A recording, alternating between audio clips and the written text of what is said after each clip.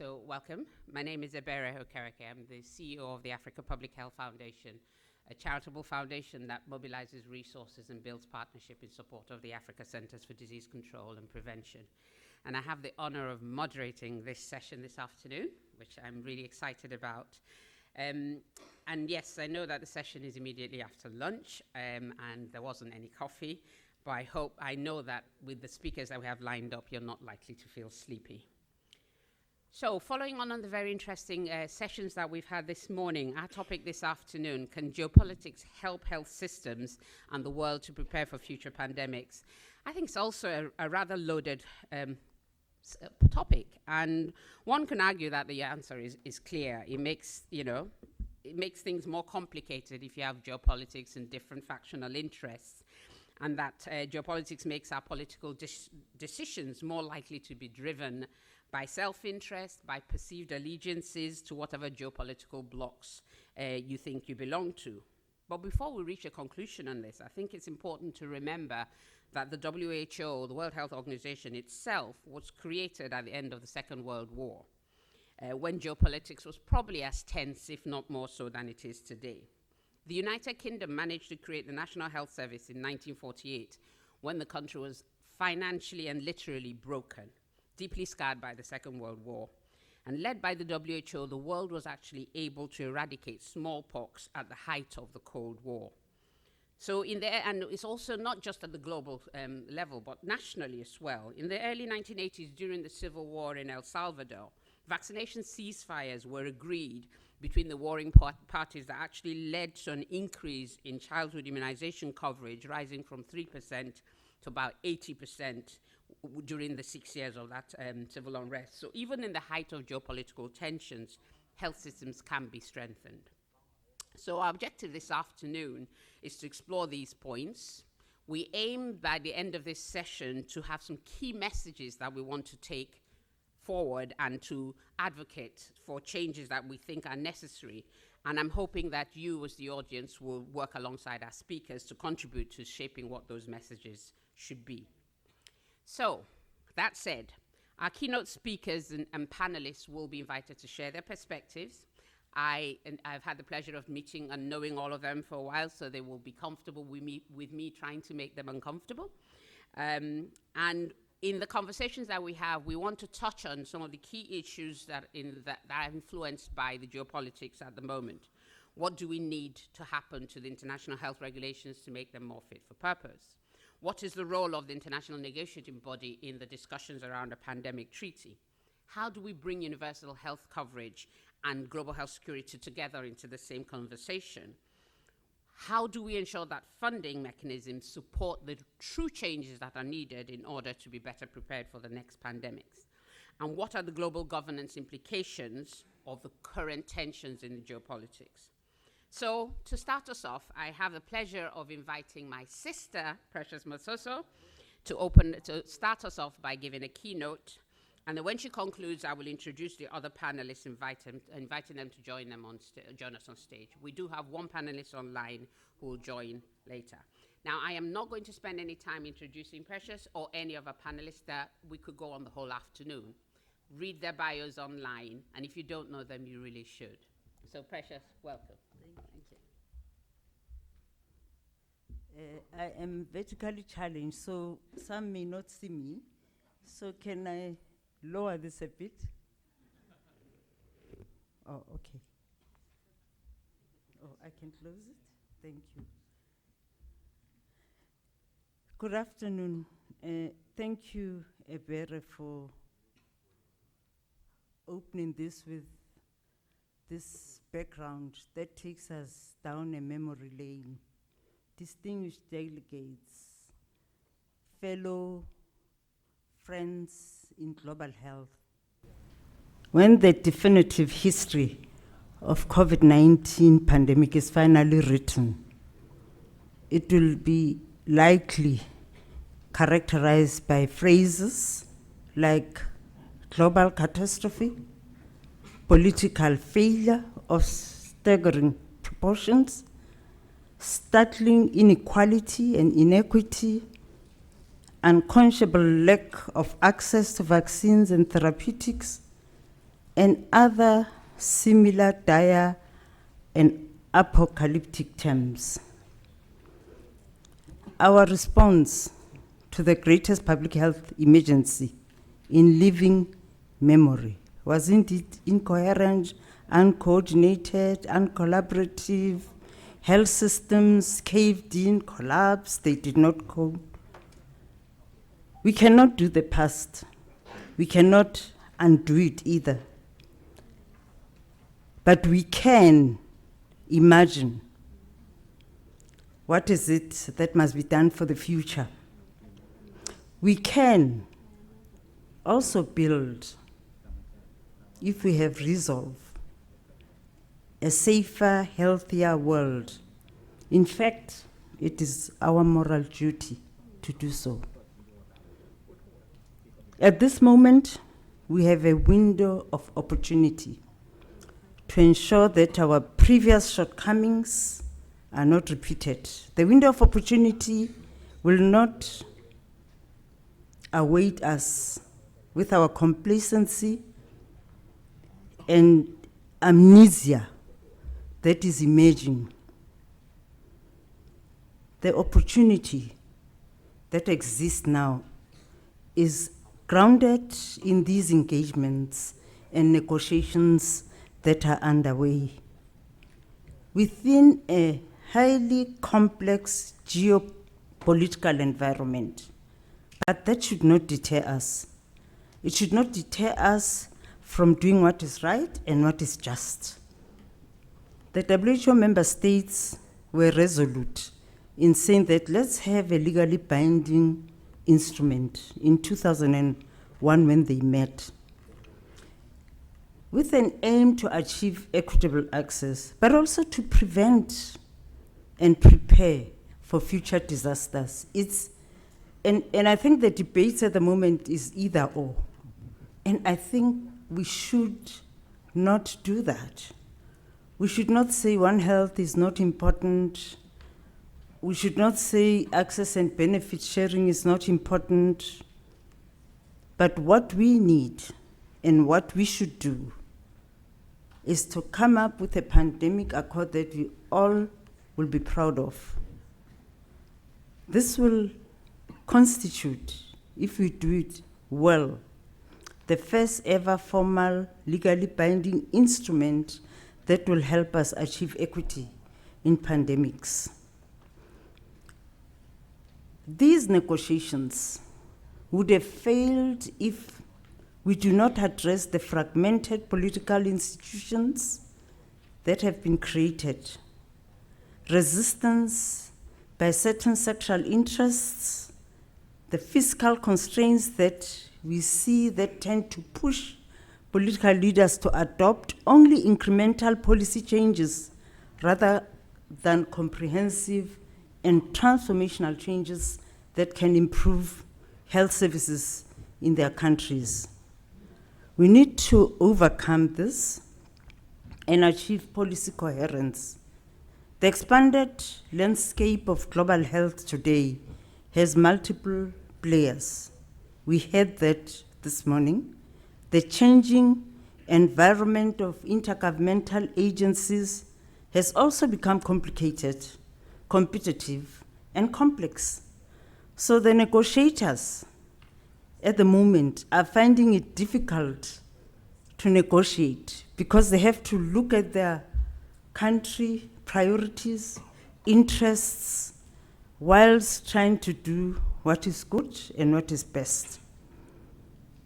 Amongst those that are difficult at the moment, I'll put them up front because they're still subjects of discussions and negotiations. Access and benefit sharing. Some have said, if we have access and benefit sharing, the Africans say our problems will be solved. Europeans are saying, we have One Health in the instrument, we are fine. And some countries says, intellectual property waivers is either or. Some are saying it's a red line for us. Tech transfer and local production, if we don't have it, it's déjà vu. We will again wait for others to donate when we could produce ourselves. Price transparency is not just confined to certain geographical settings, it cuts across. We've seen how in some countries they've introduced regulations. So the debates are complex.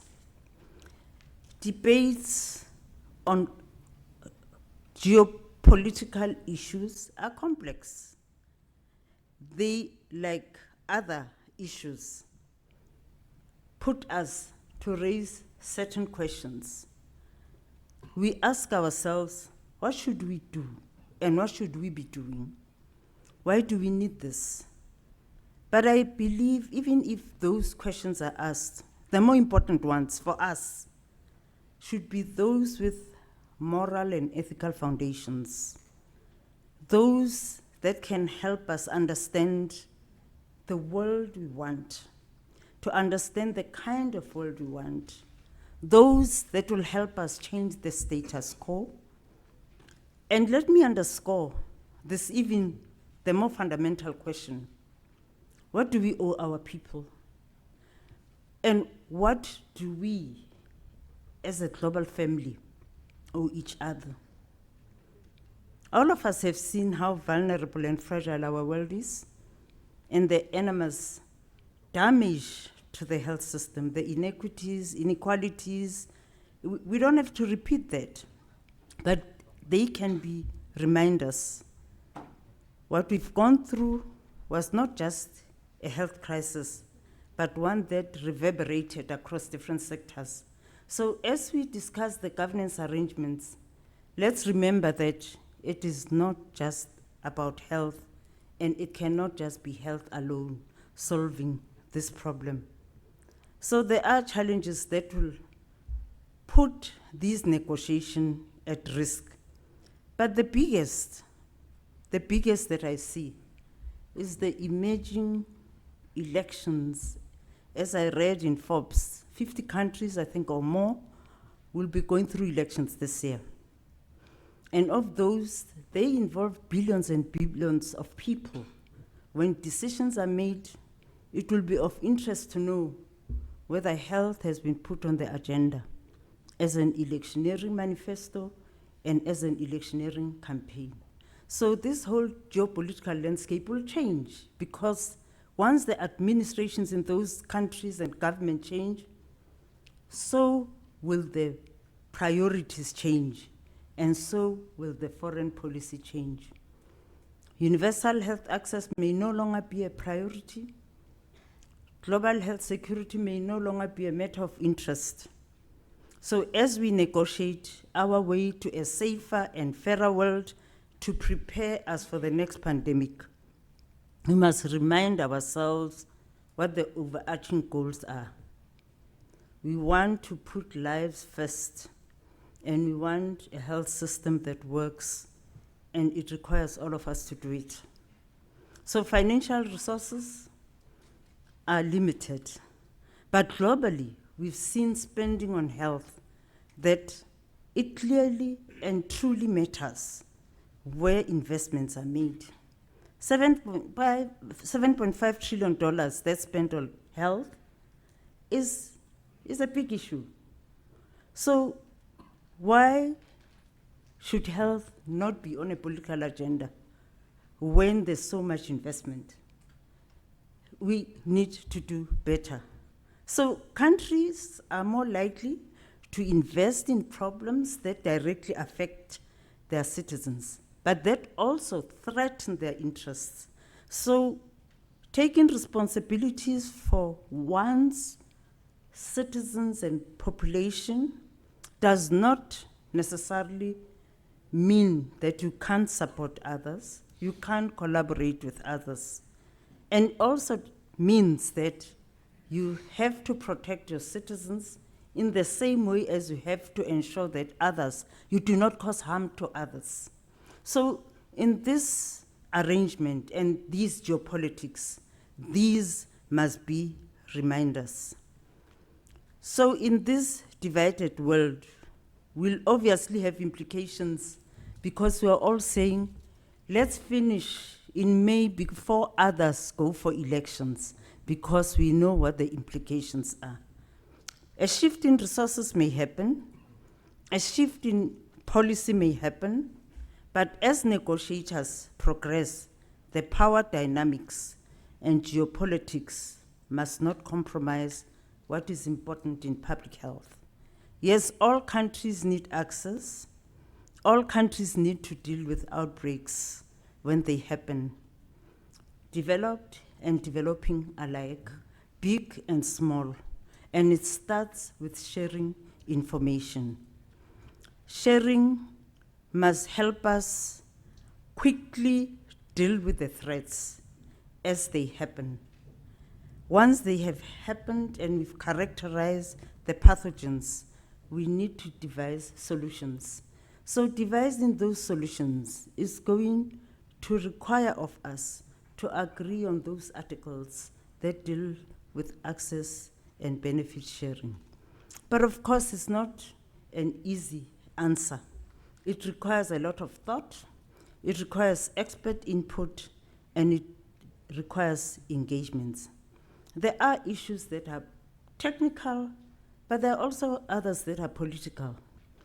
We'll leave the technical issues to experts, but for a good and sound instrument, it must be based on evidence, and we must also recognize that it needs political backing. So as I conclude, I want to remind all of us, we still have TB, it's still a killer. We have colliding epidemics of communicable and non-communicable diseases, so the health system must still be strengthened so that we can deal with these. It makes a good case why countries should relentlessly fight to have universal health coverage. Clearly, we need creative and balanced approaches in ways that promote innovation and incentives that can help us that we can have newer products. Moreover, we need new ways of looking at global health policy making. The pandemic accord gives us a chance to build this principled foundation that recognizes that equity is a priority and that approaches that we need must be feasible, practical. We must not write something on paper that is not implementable. And I bring up the issue of sovereignty because everywhere we've heard that this accord or agreement is going to take away powers from countries. A great deal of misrepresentation, disinformation has largely been driven, not only globally, at a local level, some as part of political campaigning for elections, and others because of, pains of what happens in the past. It will in no way, this pandemic agreement should and must not in any way take away countries' sovereignty. Many actors around the world need to repeat this message, that it's member states let countries decide, but let countries decide what will save lives and ensure that their livelihoods are not undermined. So when we say we have succeeded, as I conclude, it will be when we do the best for the greatest number of people. We have a choice to make. We, as a global health family, can revert to business as usual, or we can choose to do harder things, difficult ones. But by working together, we can change the status quo. We can achieve equitable access. We can find a way that harness the positive and harder purposes of geopolitics instead of walking away from its less attractive aspects. Let us use the opportunity available for us. Thank you.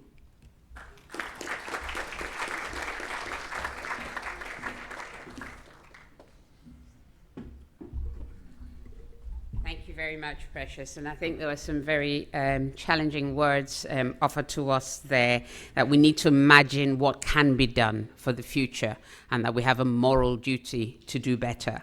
I think she also reminded us of the fact that success must build on sovereignty and it shouldn't actually challenge it, because otherwise it will not be applicable. And so we do need to address the misinformation that is rife about the opportunities that the IMB is trying to leverage for us in developing the pandemic treaty. So I'd like to invite the rest of my speakers to join Precious on the podium, please. So first, I didn't actually introduce Precious. If you haven't picked it up already, she is the co-chair of the intergovernmental negotiating body that's charged with developing the pandemic convention, treaty, accord, whatever is the current term that we're using. And to join her, it's my pleasure to invite Soumya Swaminathan, who until recently was WHO's inaugural chief scientist and is now the chairperson of a research foundation in India. Welcome, Soumya. Also joining us on the podium is Priya Basu from the World Bank. Priya led the development of the Pandemic Fund and has been its inaugural executive lead for just over a year. So welcome, Priya. And we have online Richard. Can we bring Richard up, please, on the screen? Richard Hatchett is the CEO of CEPI, the Coalition for Epidemic Preparedness Innovations, which is a global partnership that aims to support swift and equitable access to vaccines and other defenses against infectious diseases. Regretfully, Dr. Ahmed Umar Gwel, who was supposed to join us from the Africa Centers for Disease Control, has had to send his apologies because he is in Angola responding to an ongoing outbreak of cholera in the region. And I think this is really an important example of what we're here about, talking about a disease that we've known how to prevent and how to treat for a very long time, that still almost predictably wreaks havoc in some parts of the world. So thank you all very much, and I will join you on the seats.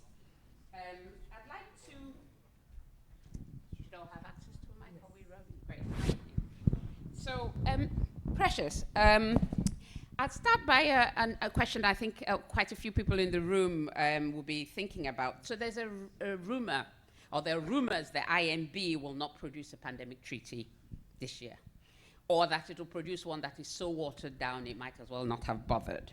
So, and in your speech, you articulated the challenges, the things we need to be thinking about, and the fact that we must do something now, because if we have 50 elections this year, we might have to go back to square one. So how do we circumvent these challenges that are causing this anxiety that we will not have a treaty? That's what the paper is written on.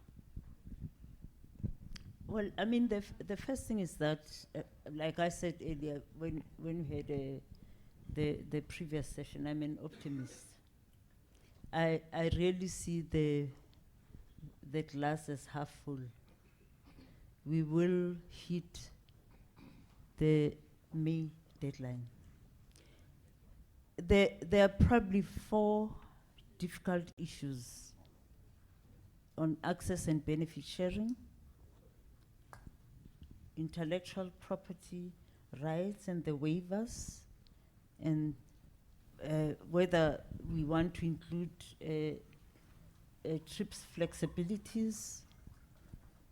Then we have One Health and integrated surveillance. From my understanding and how the discussions have emerged, you know, before we establish subgroups, I would have thought similarly with those who are of the view that we'll come up with a weak instrument. I would probably have even aligned myself with those who say it may not happen in May. But I've seen this needle shift. It has moved a little bit in that one, for the first time, I mean, those countries who were not supportive of access and benefit sharing have put forward a proposal. I mean, of course, it's about detail that we have to consider. To consider whether is it sufficient, will it address the gaps as we understand them. But just even the thought of having access and benefit sharing provisions, when in the first instance they were saying it doesn't belong here, we do not think it's transactional, it shouldn't be included. We've also had others who said having local production is not such a bad idea. The question is, can it be voluntary? So we're moving from having inclusion of certain provisions. Perhaps the next will be whether they're binding or not, meaning we're moving from having provisions to determining whether there'll be binding elements in those provisions or not. And I think it's actually moving a step further from where we were.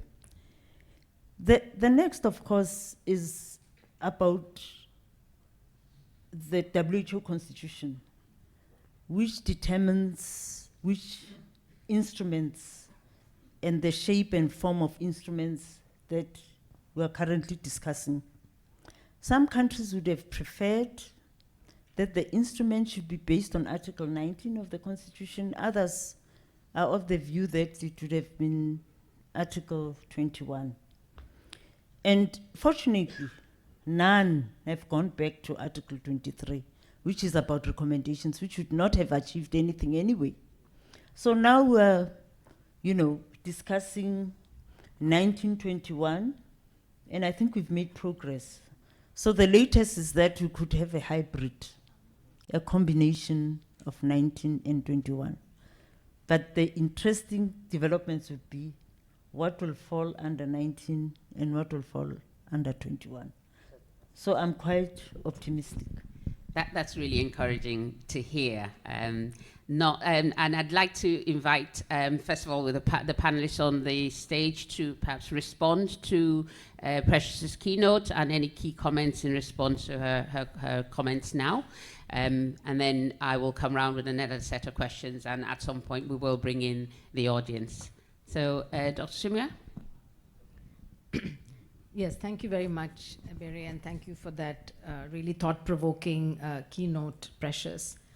So I think I just want to reflect a little bit on the lessons learned during the pandemic from where I was sitting at that time in the WHO and trying to coordinate the scientific efforts around the development of countermeasures, keeping track of all the latest evidence that's coming out and putting out guidelines, and the advisories and so on, keeping people informed as much as possible. And we did hear, some of the challenges, I think, in the morning session with the WHO's processes being necessarily evidence-based and perhaps not nimble and as quick as countries would have liked it to be.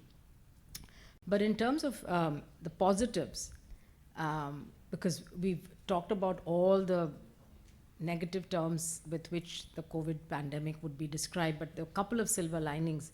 And I think one of them was the scientific progress and just amazing innovation that happened during the pandemic. And it was because scientists from all different disciplines actually dropped what they were doing, thousands of them around the world, and came together to address the problem posed by COVID using whatever skills that they had. So whether it was biomedical engineers who looked at aerosols, and I think for the first time, we had all these very elegant studies done on how aerosols actually transmit, and it's going to help not just for the understanding of COVID transmission, but for other pathogens as well.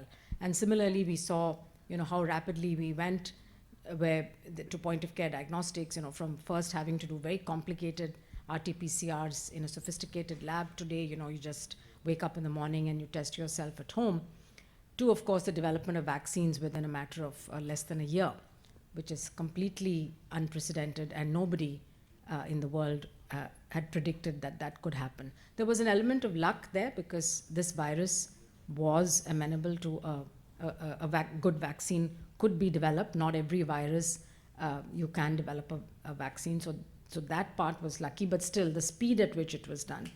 So I think, why did it happen? It happened firstly because scientists dropped their usual barriers, egos. You know, the scientists are driven by publications, but in this case, nobody was holding back any data because they wanted to publish.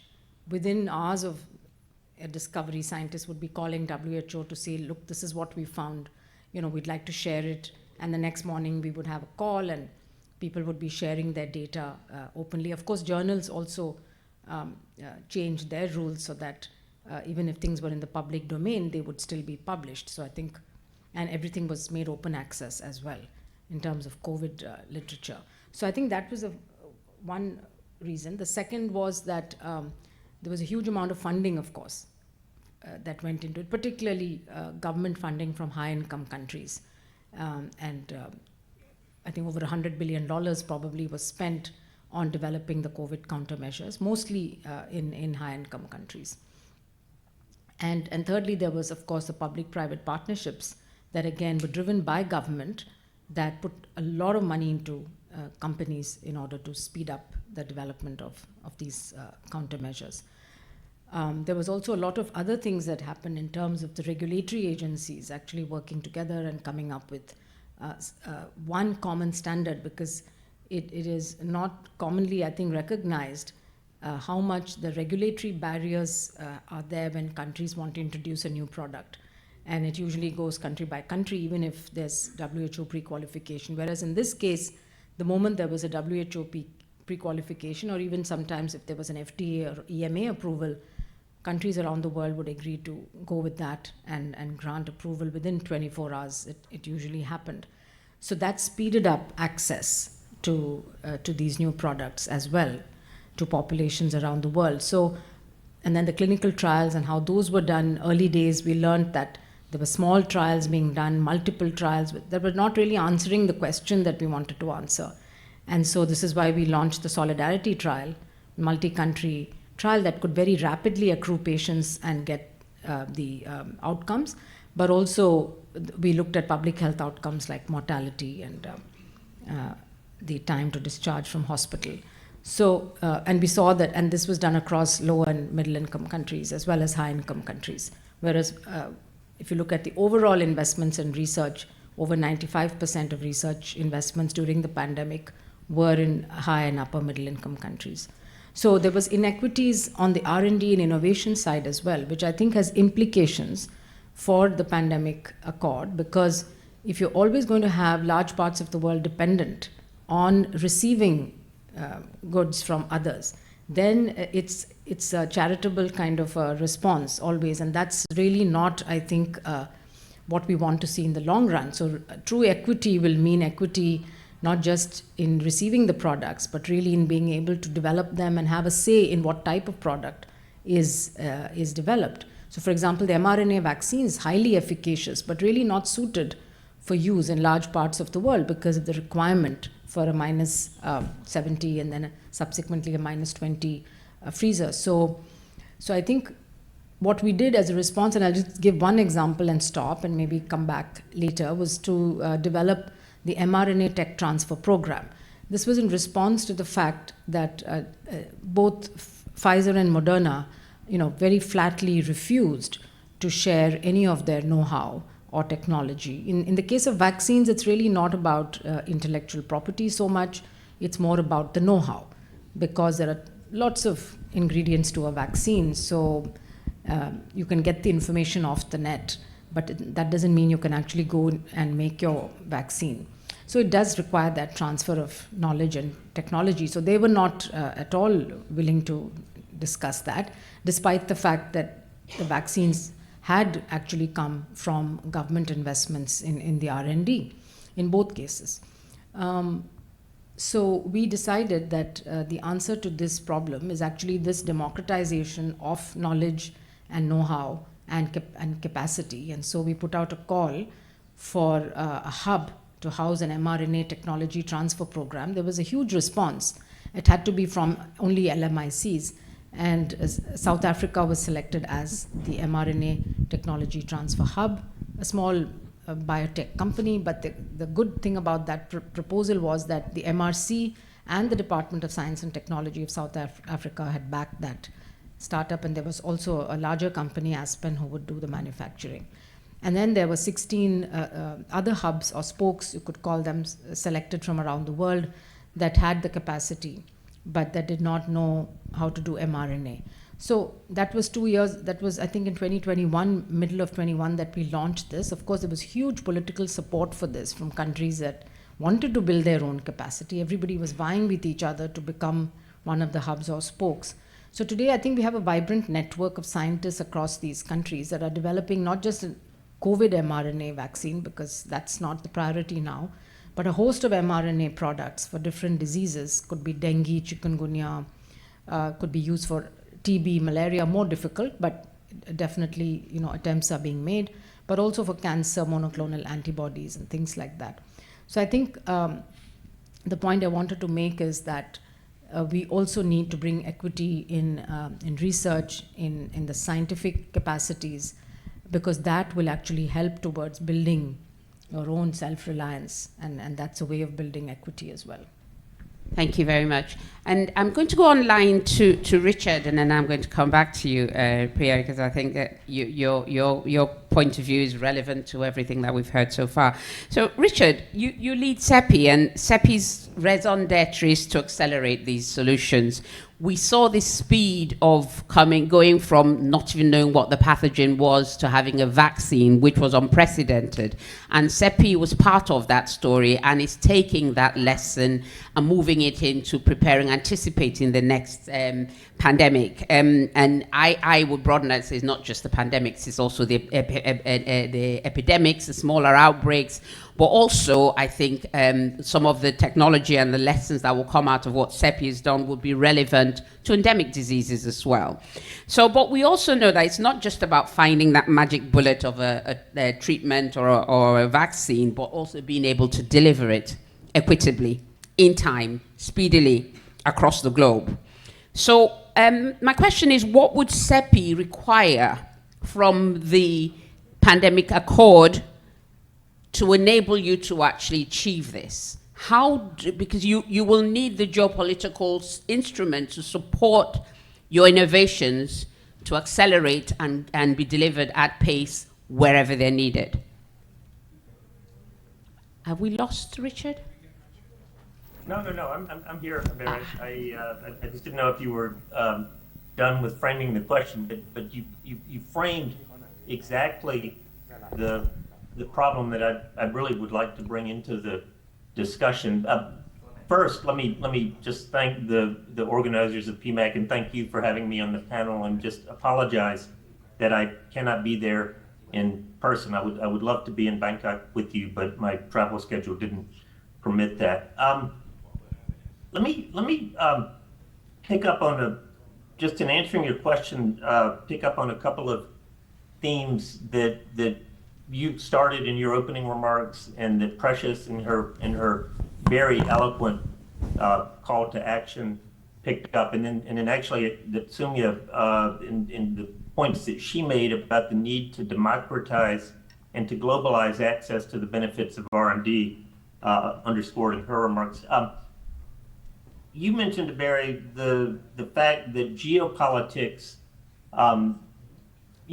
need not prevent progress with respect to health systems and access to technology. You mentioned, I often cited during the pandemic the experience with smallpox, where the U.S. and the USSR collaborated, even while in other areas they were fighting proxy conflicts. But you also mentioned the establishment of NHS, and I hadn't really thought about that in this context, but I think it's a wonderful example. Nye Bevan, who was the Minister of Health in Clement Attlee's post-war Labor government, who was principally responsible for setting up the NHS in a very complicated political environment, made the point in his biography, In Place of Fear, that people live in the present, not the past, and that discontent arises from a knowledge of the possible as contrasted with the actual. And I think the message that I would want to convey is that we live in a dynamic environment with respect to the technology, and the technology is evolving very rapidly. And in looking to the pandemic accord and to the pandemic instrument, and Precious talked about the debates that are taking place around access and benefits, I think there needs to be an evolution of that discussion that takes account of the direction in which the technology is taking us. The debates around access and benefits have been taking place for decades, and there are sort of what I would call fixed battle lines in the debate that preceded the pandemic. And unfortunately, I think a lot of people are marching out to the fixed battle lines to have the same kinds of discussions about access to benefits, at least with respect to vaccines, that refer to the old world, which was a world in which a product needed to be developed, it needed to be authorized, approved, and then a tech transfer process would occur that would potentially share the production of that vaccine more broadly. And I think the technology is taking us to a place where that is going to be an obsolete vision of how technology and technology dispersion works. The analogy I talked about, fixed battle lines, it probably made everybody think of World War I and the trench warfare. The analogy is the airplane that flies right over the trenches. That's where the technology is taking us. Let me be unequivocal in expressing my support for a pandemic accord. It will be absolutely essential. Let me also say that the development and maturation of new institutions, the pandemic fund that I'm sure Priya will talk about, Africa CDC, it's a pity that Ahmed can't be with us, because it would be great to have the perspective of Africa CDC in this conversation, and other regional actors, I think, will be critical. And the inequity that we saw in 2021, in my mind, was a product of the old world. And we need not only to have new instruments, but to build a new world. And part of that, of course, is going to be, institutional, but part will be driven by these technology advances in life sciences and in artificial intelligence, particularly, but also in manufacturing. Precious called out the need for local manufacturing, and we at CEPI could not agree more. I mean, we have made investments to develop a network of partners in the Global South, developing country vaccine manufacturers. We are working through the Regionalized Vaccine Manufacturing Collaborative with the National Academy of Medicine, the World Economic Forum, regional bodies to, really dive into what will it take to create a sustainable local manufacturing capability. But one of the key enablers of that, just to finish up, will be the direction that the technology is taking us, particularly the mRNA technology. And Soumya spoke to this in talking about the mRNA hub. Fundamentally, there are drivers in the way that the mRNA vaccines are produced that are taking us in a direction that the semiconductor industry moved into, over the last several decades, which is where it's possible actually to decouple the design of a vaccine and its fabrication, because the critical thing for the fabrication becomes access to information, not necessarily access to the know-how that has characterized vaccine production for decades. And I think CEPI, in thinking about how to solve the problem of creating a new world, we see the need for distributed, geodiversified access to rapid response technologies. And we also see the need for large investments in preparedness to enable the rapid design, as occurred in COVID, where the vaccines literally were designed within 36 to 48 hours of getting sequence information, and then distribution of the critical information about the vaccine design to a globally distributed set of producers who need not all be the same manufacturer. This is where I think the idea behind the WHO mRNA hub is brilliant. If we can create a system where the scientists can come together in the way that Soumya has described to solve these vaccine design problems very rapidly, and we have instruments like the Pandemic Accord that provide for how that information, the intellectual property and the information, can be globally distributed to a diverse set of manufacturers, we can shorten the period of scarcity, provide for some degree of regional self-sufficiency in production, and eliminate the inequity that emerged ineluctably, I would say, from the way the system was set up in 2020, where national political leaders had to use every instrument at their disposal, including whatever production they had the ability to control, to serve the needs of their own populations first. That political reality is not going to change in the future. Local political leaders will have local obligations. And if we maintain the current system where manufacturing is largely concentrated in just a few locations, we will have outcomes similar to the ones that we had in 2021 and 2022. Thank you very much, Richard. And so that's a really perfect point to bring in Priya. So Richard is picked up on what Precious said about the currency, and the important thing is going to be information, not just for early detection, but the information to produce and create these solutions. And the need, if we diversify the manufacturing ecosystem, we diversify the R&D, then we will be dealing with a different sort of currency from the one that allowed individual countries to control access for the world. But underneath all of this, of course, is resources, money. So Priya, as I mentioned, is the executive head of the Pandemic Fund. It's a World Bank instrument. And as we've mentioned, geopolitics and money go hand in hand. They're intricately linked. And it's not a lack of money, because we only need to look at the phenomenal figures that were spent in the pandemic response and think if we can actually spend a proportion of that in preparedness, in health system strengthening, we won't need to spend trillions and trillions and trillions in a response.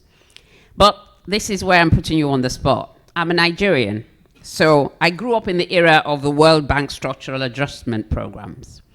And I personally blame the World Bank for the drop in immunization coverage in Nigeria in the late 80s and early 90s, because they dismantled our public sector health system. I know the World Bank has come a long way. I know the Pandemic Fund is a different instrument. And as you've said to me before, the World Bank is a service for geopolitics. So I'd like to hear your views. Tell me what's going to be different about the Pandemic Fund. What do we need to do to make it really different, so we don't just prepare to respond, but actually put as much emphasis in the prevention? Thank you very much, Ebere, and it's great to be on this panel. A very powerful keynote from Precious that's given me a lot of food for thought, and great comments from Soumya and from Richard. And I've just been reflecting on the conversation that's taking place here, that took place in the morning as well, and the points that Precious made in her keynote. I'll just kind of, if you allow me, briefly reflect on those before turning to the Pandemic Fund. So, we've been hearing about talks of fragmentation, of challenges in global cooperation, issues with equity and inclusion in kind of the global governance of health, vested interests. And as I was hearing about all that, I was really thinking that the Pandemic Fund that came together in the midst of COVID-19 really shows what's possible. It brought together countries from the global north and the global south. They came together really quickly at record speed to set up a fund that seeks to fill a vacuum, an identified vacuum in the global health finance architecture.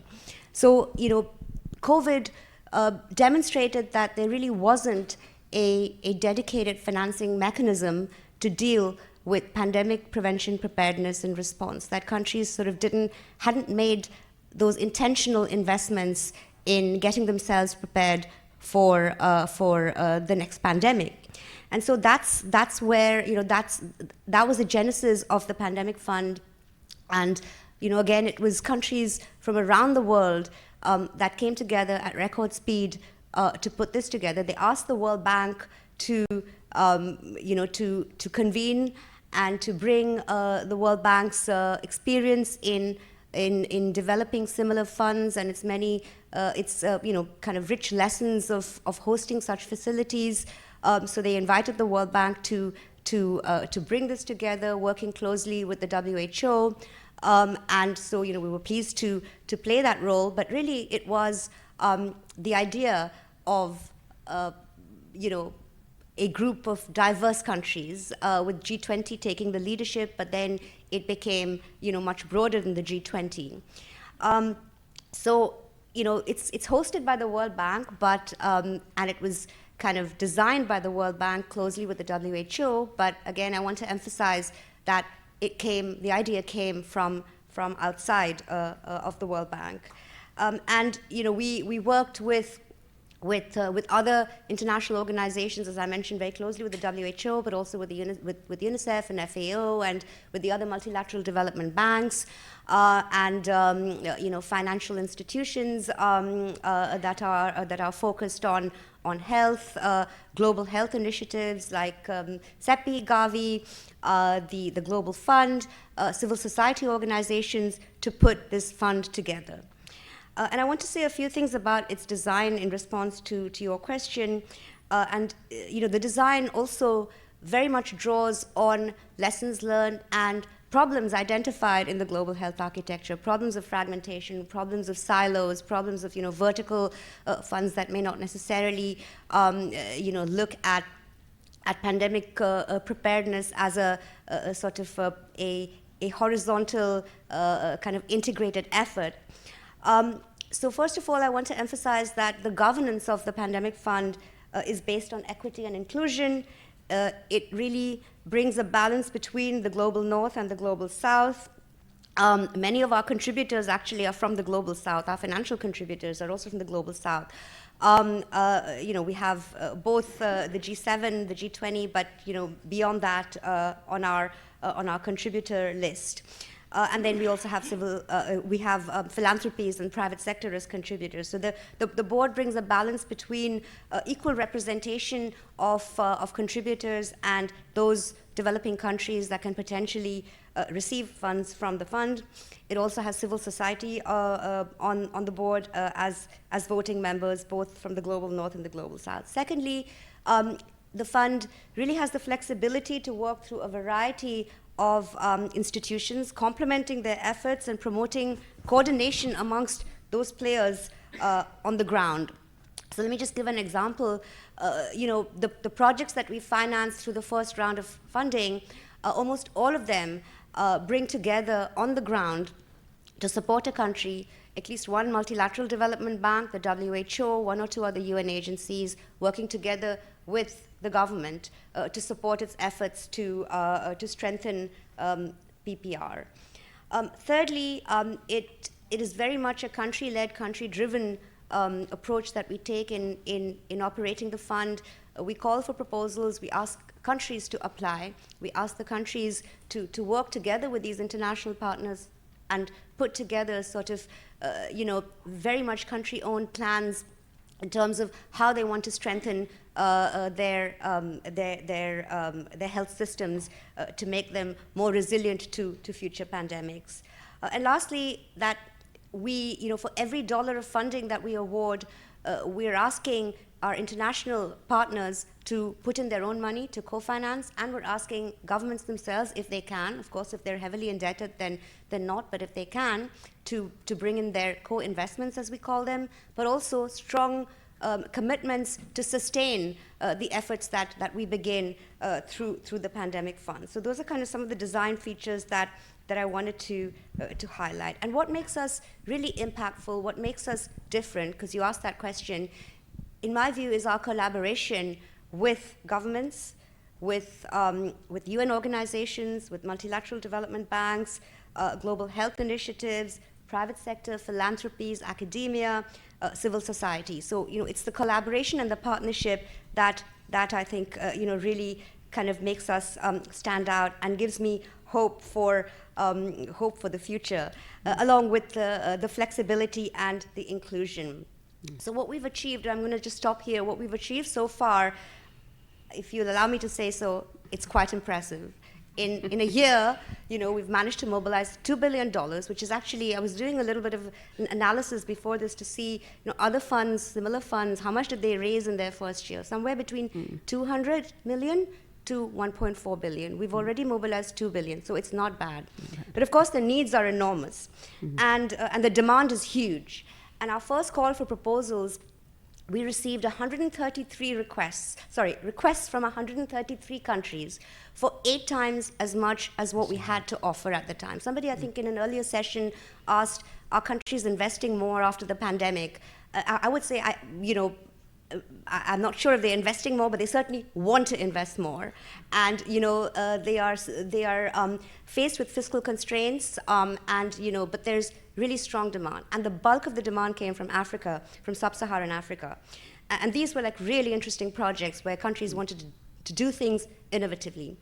So the demand is huge. The risks are growing with climate change, deforestation, changing land use patterns, water shortages. The risk of zoonotic diseases is growing. The risk of pandemics is growing. Yeah. So to fulfill our promise of the Pandemic Fund, of helping developing countries build resilience to the next pandemic, with, kind of in a way that we don't suffer the way we suffered during COVID, we really need to scale up the Pandemic Fund. I would say, we need to build on that to galvanize more resources for the Pandemic Fund, to leverage on our strengths and kind of the bases that we already have, rather than propose new funds.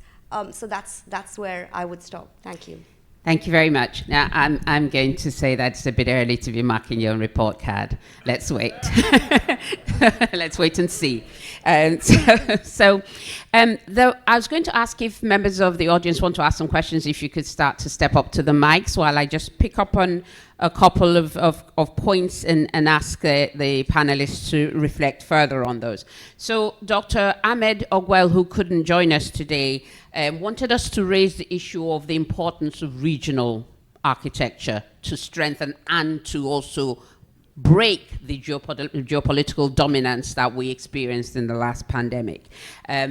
The story of the pandemic response, the COVID-19 pandemic response across the Africa continent, and I do not like the sub-Saharan Africa division because it's an artificial one. It's interesting, the countries that are considered sub-Saharan or not, depending on what the global north considers. So I don't use that term. I like to refer to the continent, just as the same way Europe is actually not a continent, it's half of Eurasia. But that's an aside. You can pick up, I'm happy to discuss that at coffee break. But back to this.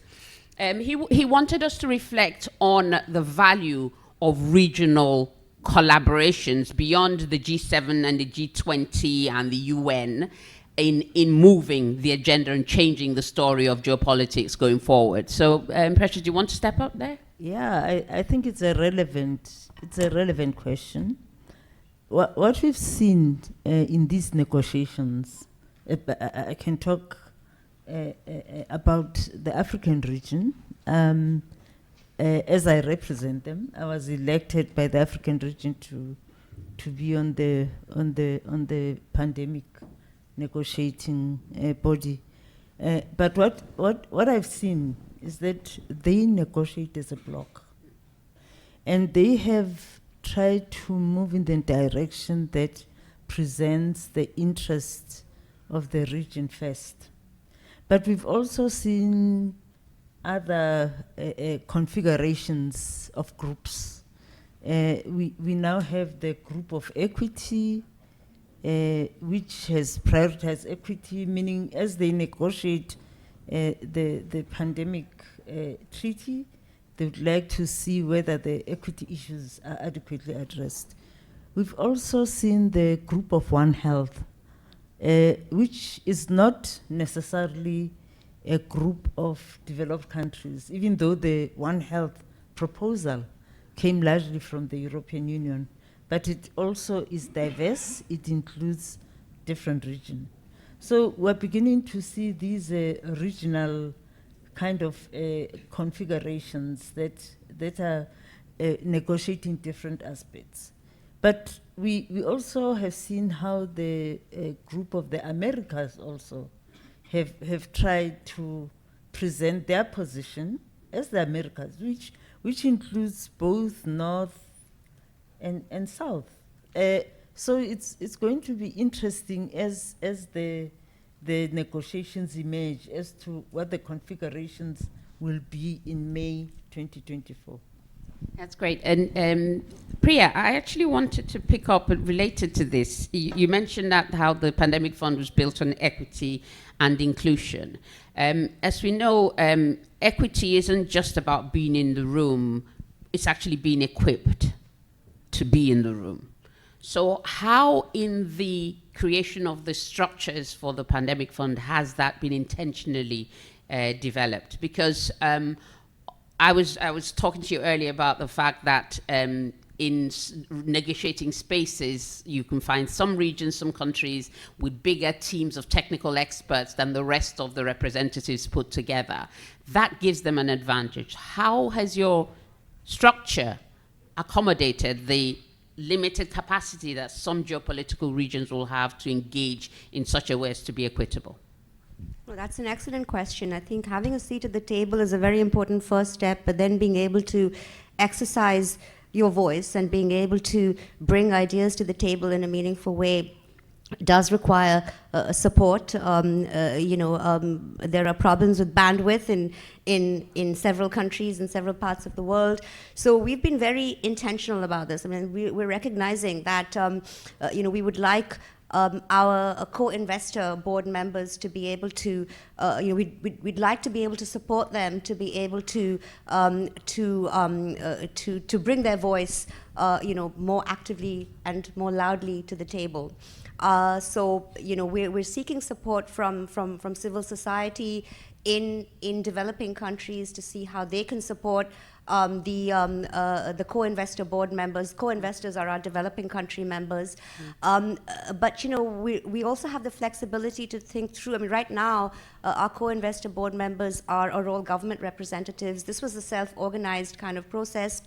But there's flexibility in the structure of the pandemic fund to think about different ways to organize co-investors to bring their voice on the table. So again, it's something that I would say that it's great to have that representation, and now we just need to build on what we have to support them to be able to bring their voice more loudly. Thank you. Now I have one final question. Sumia, we'll pick up on that, and I want to put to you too. I wanted to add and say that I think Thailand is a great example of a country that systematically built capacity, for policy dialogue in the health space. And I've seen over the years the delegations from Thailand that come to the World Health Assembly are full of young people who are mentored by the seniors, like Dr. Suvit and Viroj and others. And over time have developed that confidence and capacity to be able to argue a case and to be able to make a strong case, on any topic on health. So I haven't seen any other country do that, but I think it's a great example to follow. Thank you. I agree. So my question, and this last question, I actually would like both Sumia and Richard to address. So my mother, and I bring this in because it is relevant, give me a minute. I'm a physician by background, but I've been in public health for many years and in health security for a while as well. And my mother went from introducing me as my daughter, the doctor, to my daughter who used to be a doctor. And she didn't actually really understand what I did. That's one thing that if people ask me what was my personal gain from the COVID pandemic, is that my mother now understands what I do. So there was a democratization of the knowledge, both in the science, and everybody knows what an R0 is now. Some people who think they know, but so as a consequence of that, there is an opportunity that's come out of understanding a bit more, or at least knowing the language a bit more about the science that goes into pandemic preparedness and response. And so my question to both Richard and Sumia is, how do we leverage it? How do we work with civil society, which is the other aspect of the geopolitics?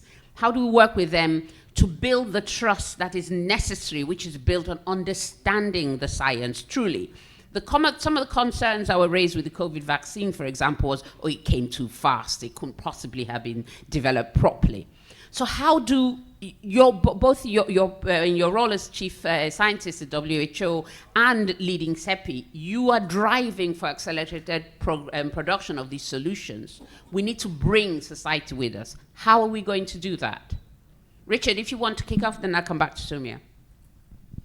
Sure, no, happy to do so. I'll just say that at CEPI, we have had a very productive and dynamic engagement with civil society partners. I would say at a couple of levels. I mean, there are global civil society partners, and then in every country that I visit, I try to make time to meet with local civil society representatives. And the important value that civil society organizations can bring to discussions about delivery, discussions about technology, to being both advocates and providing appropriate challenge, to organizations like WHO or like CEPI, is really incontrovertible. I think when CEPI started, it took us a while to express what we were trying to accomplish and the challenges and constraints that we faced in a way that led to productive discourse with civil society.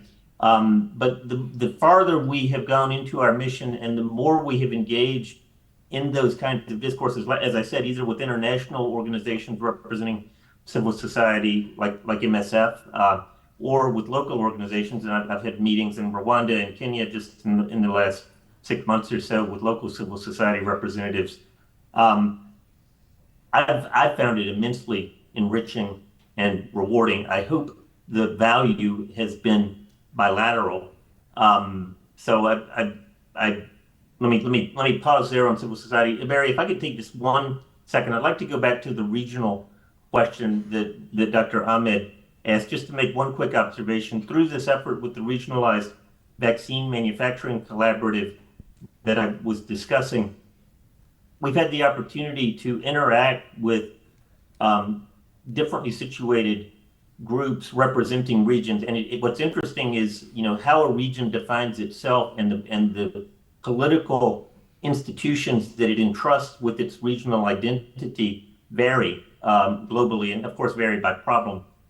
In Central and Latin America, PAHO plays a very important role because of the longstanding revolving fund in sort of creating a sense of regional identity around the vaccine, delivery problem.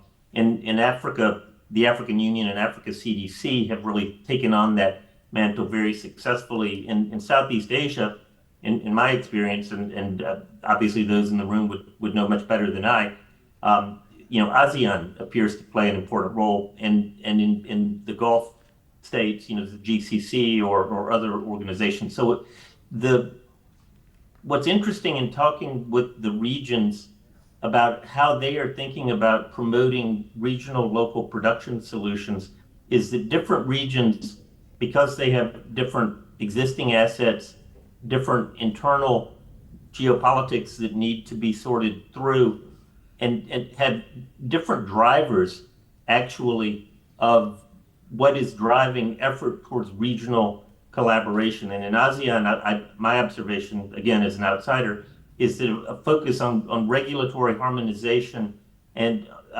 seems to be driving a lot of the thinking around how you can prepare regionally. In Central and Latin America, a lot of it revolves around the revolving fund. In Africa, a lot of it revolves around how do we promote local production. And so the regions can actually learn from each other, and that's been one of the values of setting up this regionalized vaccine manufacturing collaborative, is creating a forum where the regions can talk to each other, share information, and share lessons learned. The last thing that I would just add about the regional problem is that there's how do the regions organize, but then what are the problems that the individual companies or manufacturers face? And they are very, very distinct. The problem that Aspen faces in having a sustainable vaccine production capability in South Africa is very differently configured than the problem that BioNTech is going to face at the newly opened facility in Kigali. And both of those are distinct from what Institut Pasteur Dakar is trying to set up with the Madiba effort. And so it's tremendously challenging, and we have to have fora where the private sector partners and the regional actors can come together to discuss the unique challenges that the manufacturers face and the unique opportunities that the regions can leverage and take advantage of. And that's what we're hoping our BMC will provide. Thanks for letting me go a little off topic. Over. Thank you very much, Richard. And Sumia, if you could sort of comment on the civil society engagement. And I know we have people waiting to ask questions, so I'll be brief. I think civil society can be a great partner, and they hold everybody to account, including ourselves, whether we're in a large organization like the WHO or CEPI. We've had civil society in our meetings really, challenge us on several things. So I think it's also good to be challenged like that, but they had a big voice during the pandemic, pointing out inequities and so on.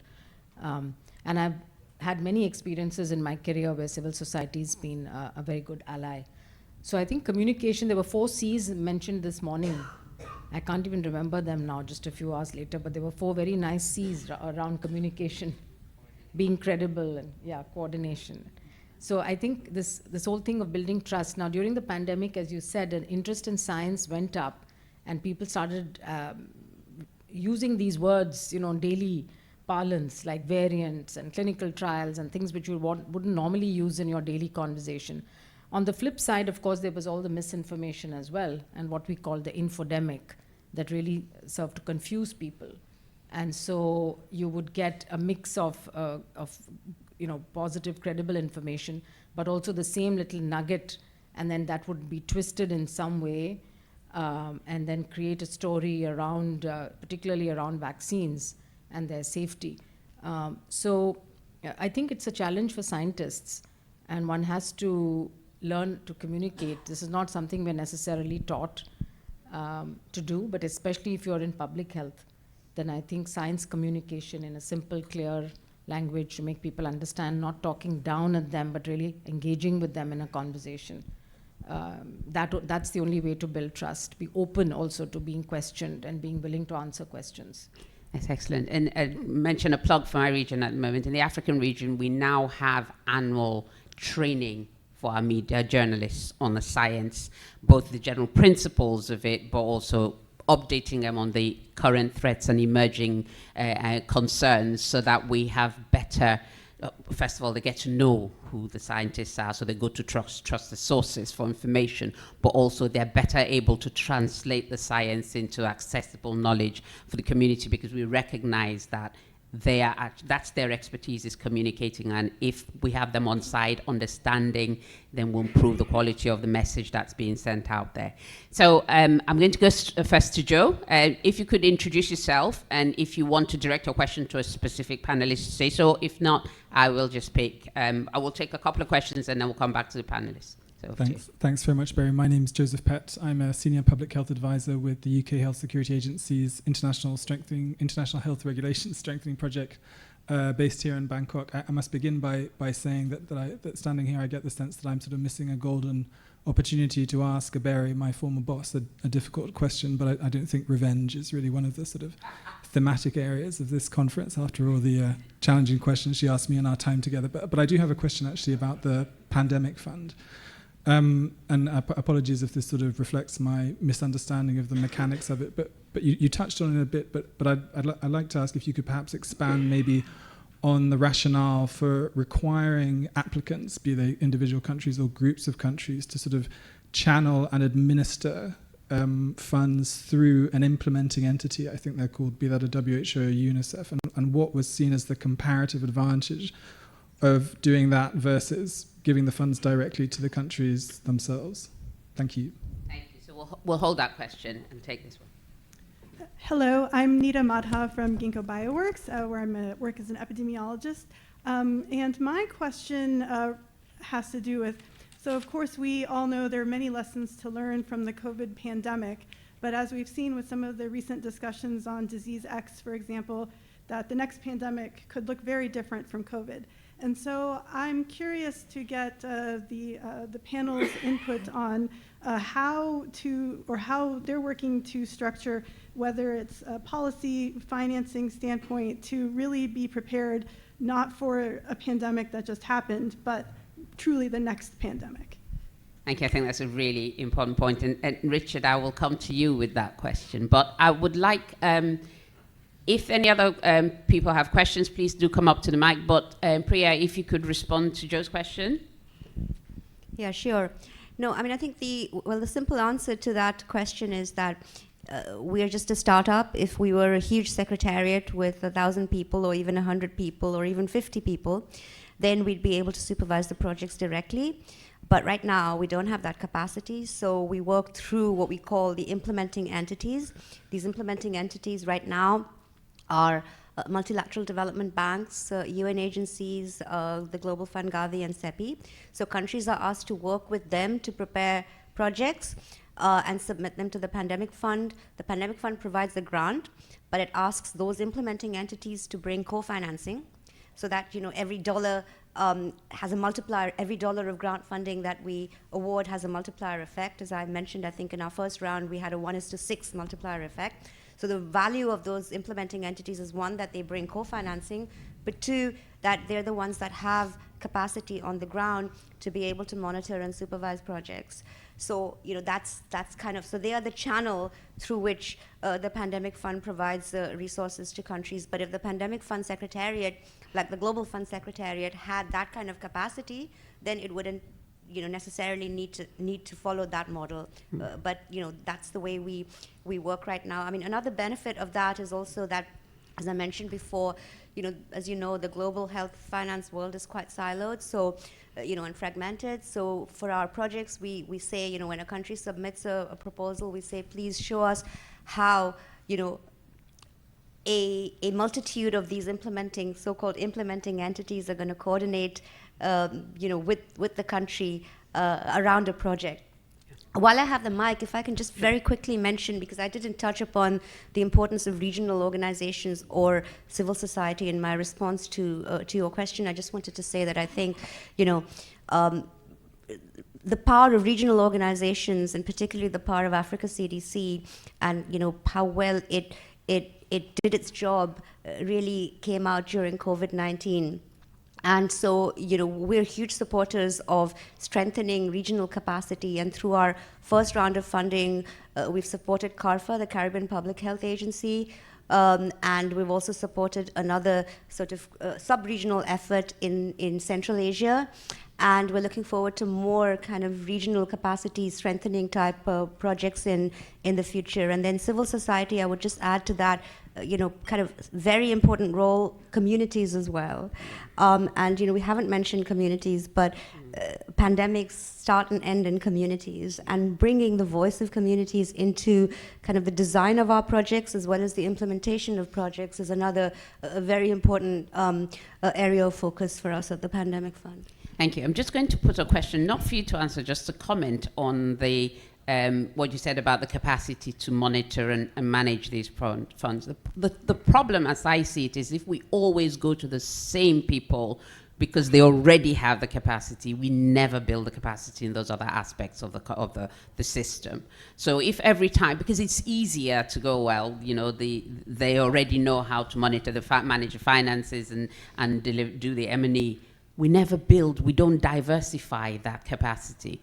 So if the World Bank isn't willing to take the risk of supporting new partners to build that capacity, 10 years' time we'll still be going to the same people. Not looking for a response, just no, but I do want to provide a clarification, which is that we're expanding that group of implementing entities. So right now there's a live application process, and we have over a dozen entities that have applied, including regional organizations. So we will do that. Just give us time. That's good to hear. And Richard, if you could respond to the question about how do we ensure we're not responding to the last pandemic?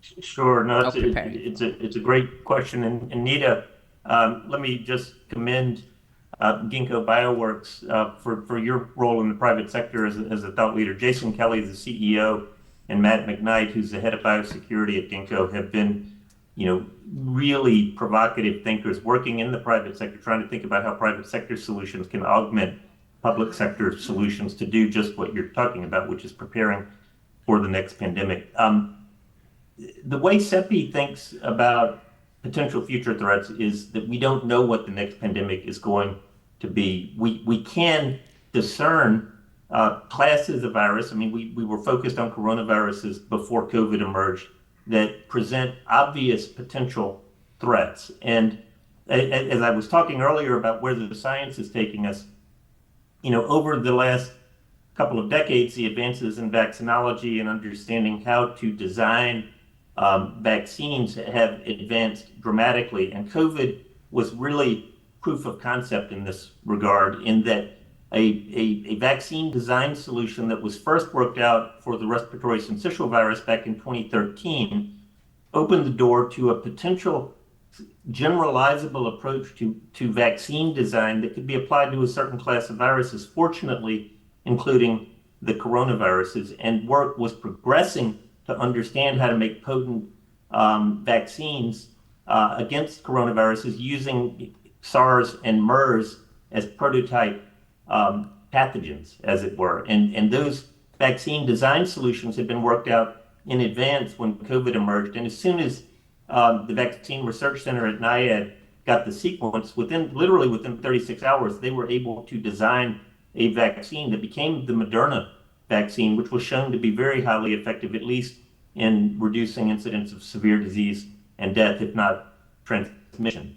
So the strategy that CEPI has adopted in thinking about how to both be prepared for a wider range of threats and to accelerate the vaccine development process, this is our 100-day mission, is to make substantial investments in preparedness to work on generalizable vaccine solutions for a broader and broader range of pathogens and viral families. And there are only about 25 viral families that are known to cause human disease.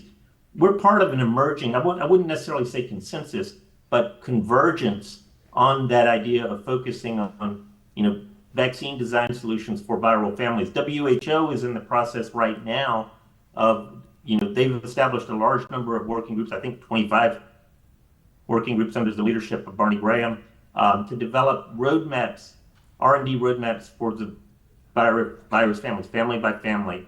And so we're hoping that other organizations that are being set up around the world to focus on countermeasures development will join us, our colleagues at NIAID, our colleagues at WHO, in adopting that construct so that we can rapidly make progress against a wider and wider range of viral families.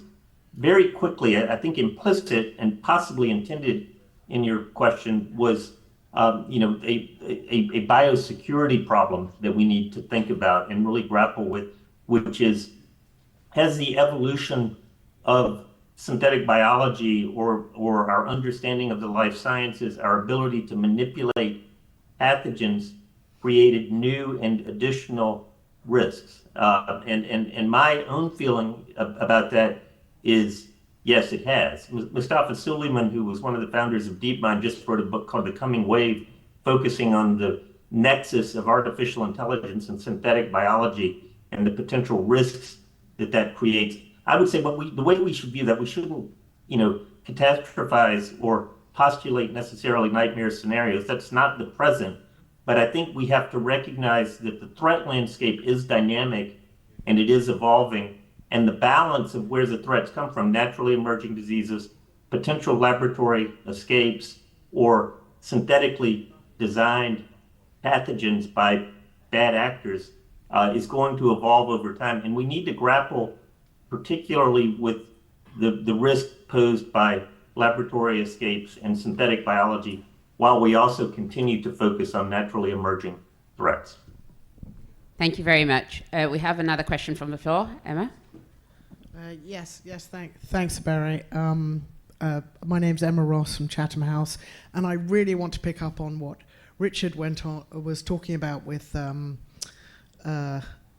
pathogen escapes and stuff and the governance of pathogen research, but that wasn't what I was going to ask, but I will restrain myself to what I was going to ask. And I think there are so many aspects that are important for the politics, the political will for international cooperation. I'd hate to pit one against the other, but something that came up has really intrigued me is the relative importance of addressing scarcity.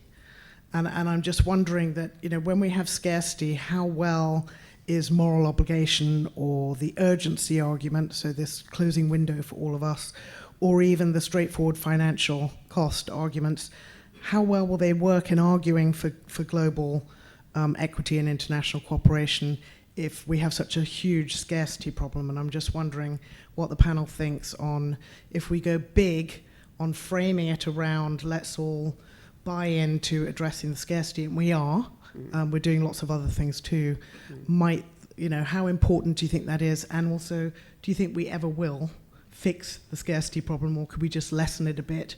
So really it's about how important is the scarcity framing and problem to this whole thing of international cooperation. Thanks. Thank you. I think that's a really important question, and I'd like to take the panel to take that, because I think you could go on a bit then before I come to the next question. So, Precious, would you like to kick us off on that? Yes, certainly. You know, in the earlier discussions with the initial iterations of the, at the time we said the Bureau's text, we had anticipated that during this recovery phase, I mean, most countries would have gone through a very difficult fiscal cliff. They didn't have resources for the health systems and so on, because all resources had been directed to respond. And some of the language that was considered was whether we could have debt swaps. There were even proposals about looking at whether we could allocate a certain percentage of the GDP. You know, we've done it in the past, but we also had that, you know, treasuries hate earmarking, because when you earmark, sometimes it's difficult to shift funds when there's a time of need. So the question is, can the debt reliefs be an option, and the financial fiscal flows? Can we look at that as an option for redirecting funds, because the tax base in some countries is low? They'll not be able to cover everything. So with this thing of scarcity, countries are challenged to redirect funds to where it matters most, and health always suffer. And I agree with you, but what we've heard is that this pandemic instrument is not an instrument to deal with every problem of the world.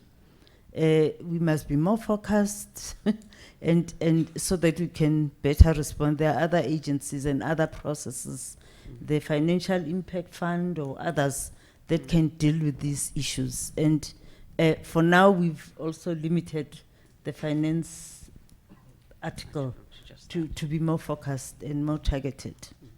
So, Simi, if you could pick up on that, because I wanted to raise the conversation going on around, particularly in relation to manufacturing vaccines, diagnostics, whatever. There's the always-on agenda, saying we build a capacity that is always there so they can scale up in an emergency to, in a sense, offset the scarcity question. But that requires investment. That requires capacity. How do we balance this? Yes, I mean, I think it's not easy, but first of all, when we talk about preparedness and what the next pandemic is going to be, we don't know. Everyone got very excited about mRNA, and it worked very well for COVID, but so did the traditional platforms and traditional vaccine, like the inactivated vaccines, the viral vectors, and also new things like the subunit protein vaccines. So I think as we're thinking about investing in technology and in science and in manufacturing, it'll be important not to put all eggs into one basket. And I think Richard clearly talked about how with mRNA in particular, it would be easy to do something like as soon as somebody has sequenced the virus and the construct has been created, then you could actually have all of these places around the world geared up to immediately start manufacturing. And mRNA technology is something that can be scaled from very small to very big. So it could also, that's another advantage, that you don't have to make millions of dollars investment. But I think at the same time, it's important to also have the other platforms ready, because you don't know what the next pathogen is and which platform is going to work best. And I think the area we did very poorly in COVID was on the antiviral front. We never got around to having antivirals till quite late in the pandemic. And it was thanks to corticosteroids that we were able to at least reduce mortality. But certainly it would be a good place to invest in, really, is in the development of antivirals, where there isn't a lot of investment going on currently. And then I think also on other public health measures, I mean, we presume that we'll be able to make a vaccine, and we should have that goal of 100 days to make those products, but there could be a pathogen for which it's not possible, or it takes much longer. And we are living with many pathogens like that for which we are not able to make a good vaccine. So I think investing in research on public health measures, there was so much controversy around some of those measures, and those actually became huge sources of conflict and loss of trust, etc. Lockdown, no lockdown, mask, no mask. So which public health measures are going to work where, and where are the downsides more than the benefits, like school closures, when should they be done and things like that. I think we need a lot of thinking into those issues. And then finally, I wanted to make a point on scarcity, that I think we'll always have scarcity. I don't see a situation where there will not be scarcity. And I'm thinking, like, if there is another pandemic and you're able to manufacture some products, it'll always be in limited quantities, at least in the beginning. And that's what we saw in the early part of 2021, where we had companies making vaccines, but we had a few 100 million doses of vaccine for the whole world. And this is why we had the equitable allocation framework developed by the WHO, so that those few 100 million doses could be distributed to those who were at highest risk of death around the world at the same time. Whereas what actually happened was that the countries that had access to the vaccines kept vaccinating their populations, including the younger people, whereas the healthcare workers and the elderly in other countries were succumbing to the infection. So I think when we have scarcity, I think if, like we started by saying that all lives have equal value, that's the principle behind the pandemic treaty. If that is true, then I think the principle of what to do in times of scarcity and who will develop an equitable allocation framework, and the rule must be that all countries need to follow that framework in order to save lives. If that is going to be the priority for the world, is to save as many lives as possible in the next pandemic. Thanks. We have, let's have the next question. Hello, my name is Tracy Naledi from South Africa. Thank you very much for really insightful conversations. I understand that we are talking largely around infectious diseases, and I think that's probably easier for people around the world to understand, because, as we've been talking about it, the infections spread easily, so if we don't address it, it will affect other people. But if we talk about public health more broadly, and thinking about other conditions, non-communicable diseases, mental health, I'm just wondering, are there opportunities for us to leverage all this focus that we have now on the pandemic, and with the interventions around the Accord in particular, are there things that we can leverage off that would help us more broadly to deal perhaps with health system strengthening, with just better ways of addressing other endemic issues that are not infectious? Thank you. And let's take the next question first as well. I'm Virod from Thailand. My question to Soumya. You are in the event in 2020. I understand that the visual guideline on face mask was officially released in May, so that we have lost opportunity for 4 months of getting virus circulate around. Although there are other social measures of international travel ban, but in local circulation. Then what is the mechanisms in the WHO headquarters? You are the chief scientist at that time.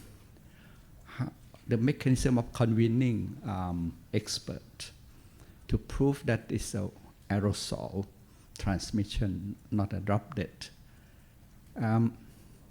Any feeling that the WHO can produce guideline which is preempting without adequate, fulfill 100% evidence of face mask is effective to prevent transmission. Then the mechanism, this we have to learn. How can we improve the situation so that I am a regular leader of the Quran. Every week, the outbreak, circulation, big, small, and response in the Quran network. There's a constant threat of outbreak, become fake, and a pandemic easily every week. Therefore, what we can learn from your mechanism in-house to be more rapid without fulfill 100% evidence, and then you produce guideline and update the guideline. So let's take Viraj's question first, because I think Sumya, if you could respond to that, and then we'll take the question about leveraging the focus onto the broader public health agenda. So, yes, I think, Dr. Viraj, we learned a lot about the guideline. I mean, I think we've been constantly evolving. The WHO has been constantly evolving and trying to improve, as should all organizations, on their processes and methodologies, learning from both successes and the challenges or failures. And in the case of, and as you know, a large organization has already many committees, expert committees set up, and the guidelines are supposed to be evidence-based. So, and then we know the hierarchy of evidence, randomized trials, and then the case control studies and so on. So if you follow that framework, then of course you wait for the evidence. In a pandemic, I think I agree with you that one has to be very nimble and quick and efficient, and we cannot follow what we might do otherwise during peacetime. And so what ideally should happen is that a multidisciplinary group of scientists be convened as quickly as possible to bring all the evidence from the different disciplines. As I mentioned earlier, the biomedical scientists, engineers were the ones who actually were working on this aerosol transmission, whereas some of the infection prevention and control committees in WHO were made up mostly of IPC people, you know, and people who worked in the influenza field, because I think the whole pandemic conversation has been around an influenza pandemic. And so a lot of the thinking is, how would you deal with the new influenza pandemic? So when it was turned out to be coronavirus, and so I don't think anyone thought that the transmission, and also going from SARS-1 experience, the experience there was different. And here we had so much more asymptomatic infection, etc. There were hints of that very early on. So I think, yes, the lesson to be learned, I think, from all of this is, firstly, apply the precautionary principle. And so don't wait for the evidence, and especially when it is something that is not going to cause harm. It's not like you're injecting people with something without testing. You're asking people to wear a mask. And so that's not going to cause harm to people, and therefore it would have been wise to use the precautionary principle and say very early on, everybody mask. Of course, there was also the shortage, we have to remember. And so the WHO was concerned that doctors and nurses did not have masks. And if you now told the entire population to wear masks, then where are the masks going to come from? Later on, there was innovation. We had the cloth coverings, face coverings, etc. A lot of things happened, and a PPE production stepped up. But I think there was also that big concern in WHO that you create a panic. The whole world wants to now buy the mask, and the doctors and nurses are going to be left without. But I think, to cut a long story short, yes, I think for the treatment guidelines, we went into something called the living guidelines approach, where the systematic reviews were constantly being updated every time a new clinical trial came out. And so they were called living systematic reviews. And so I think that worked very well for therapeutics. Every few weeks, practically, there was an update. both on things which worked, but also a lot of things which did not work. Yeah. And that was also very important. Thank you. When we know better, we do better. So we'll keep evolving. The knowledge evolves, and we're really down to the last few minutes. So can I ask for the questions to be really succinct and direct? And then... Thank you very much. Paul Lalvani, Empower School of Health. My area of focus is in workforce development. And we talked about knowledge and learning. We talked about democratization of knowledge. And what keeps me up at night is actually the dissemination, effective dissemination of knowledge and learning. By some accounts, scientific and medical knowledge is doubling every year. At the same time, we have at least 100 million health workers, and if you look at informal health workers, probably a lot more as well, say twice that. And then you've got at least 10 to 20,000 products on the market. In some countries, it's 50, 60,000, and new products are coming on the market at very regular intervals. I'm going to push you to the point. The question, yes, that was the background to the question, is how do we effectively disseminate and build the capacity of the countries, of the civil society? You mentioned earlier, how do we make sure in terms of equity, the people that are in the room are effectively informed to be able to negotiate, to speak, and to communicate, and also to be able to implement these solutions? Thank you. How do we it's part of preparing the workforce. Last question, and then we'll take all three. Tracy, I haven't got your question. I'm going to close with that one. Try to be quick. Succinct, please. I'm Philip from FAO. Just a quick question, maybe to Richard and Priya. We're talking about equity here between countries, but as we're talking pandemic preparedness, most pandemics, if not all, have been zoonotic. So how about equity between human health sector and or animals? And just in terms of the pandemic fund, do you have a breakdown? How much will go to public health? How much will go actually to animal health? And how much or how little actually will go to the environment and wildlife? And similar, like for CEPI, is like, for example, I know there's good MERS-CoV vaccines for camels, but it seems like, will there be any, if we try to prevent anything, should we think about vaccinating animals rather than humans and not wait until it jumps into humans?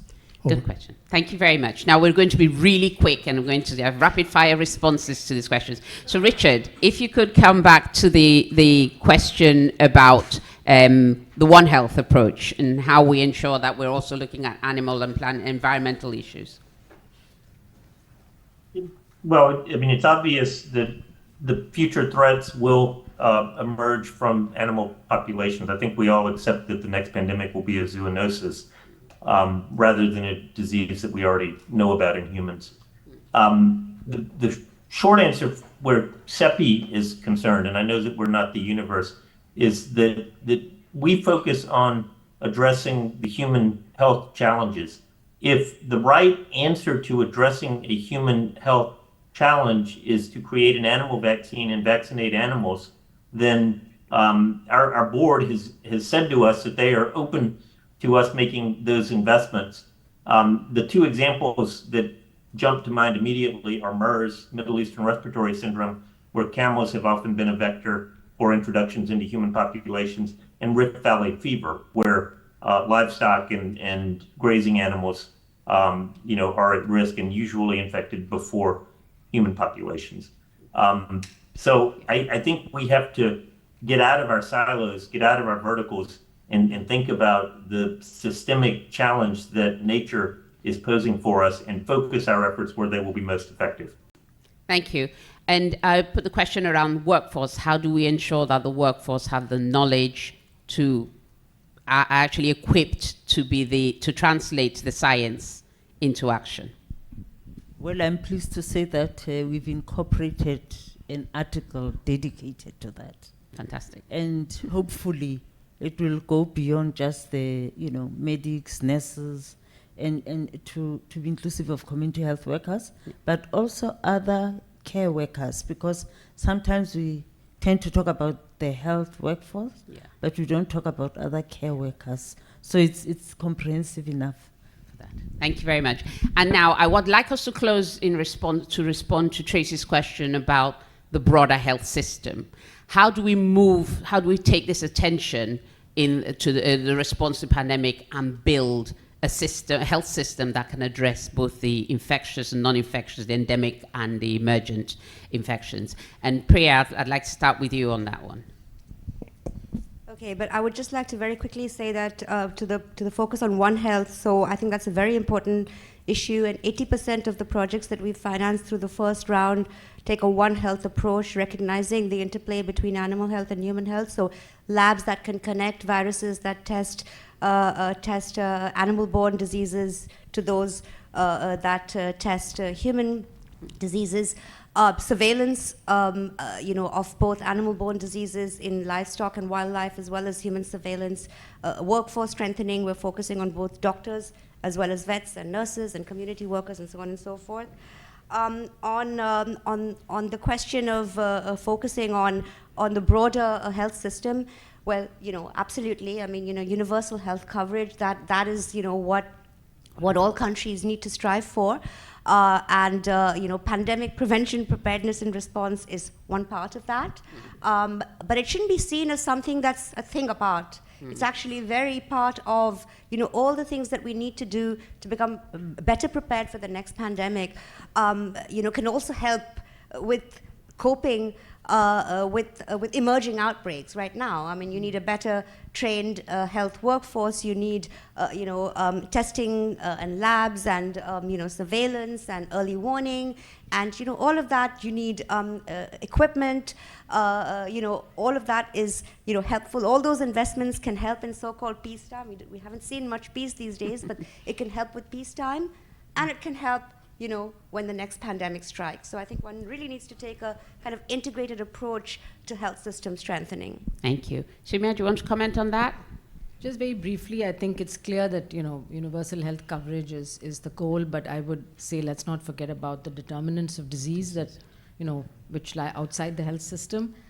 So the social and environmental and commercial determinants of health. But also, I think within the health system, investing in primary health care, creating a cadre of public health workers, which I think far too many countries don't have, that public health cadre is going to be very critical. Thank you. And Precious, one last word, because we're way out of time, and I'd just like to, I'm going to try and summarize. One word is UHC, and to say because it's polycrisis, we must deal with the social, economic, and other determinants of health. Climate being one as well that we must mention. So, so to me, UHC is the one ring that rules them all. Lot of the rings. I'd like to, there was so much rich here, but my summary that I picked up from this is that there's a little bit more optimism in the geopolitical discussions around the pandemic accord than we may believe from the news that is filtering out. There's been a move towards reaching pragmatic but implementable solutions that will change some of the narrative. But underpinning that is the need that we need to continue to advocate for equity, for distribution of resources more equitably, and building capacity more equitably so that everybody who's coming to the table is coming with something to offer. We've talked about the fact that the pandemic and the geopolitics did actually lead to the creation of some innovative approaches to science and to public health and technology. As Richard said, the technology is ahead of the geopolitics and will actually change the geopolitics because what we will be trading on is different from what we've traded on in the past. So there's hope. But we also recognize that there's more work to be done. And if I could take the privilege of being the moderator to mention, some of you might have noticed my badge, that's for the Women in Global Health. When we talk about equity, we've talked mostly here about geopolitical imbalances, but we also need to address the gender issue. Almost the majority of the health workforce, formal and informal, are women.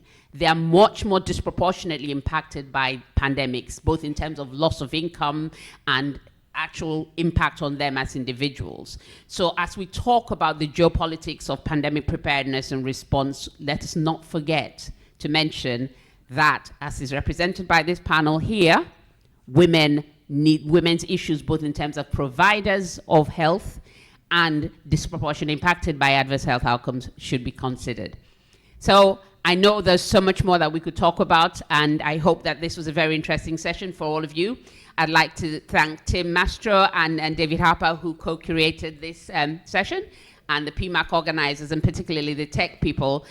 Must say that this is the first time that I've been in a conference for a long time where all the mics worked and the people online came on. So thank you very much for your support. Precious, one last word. Yeah, my last word, I just wanted to acknowledge my Vice Chair, Viroj, who is facing the access and benefit sharing battle. Wish him luck.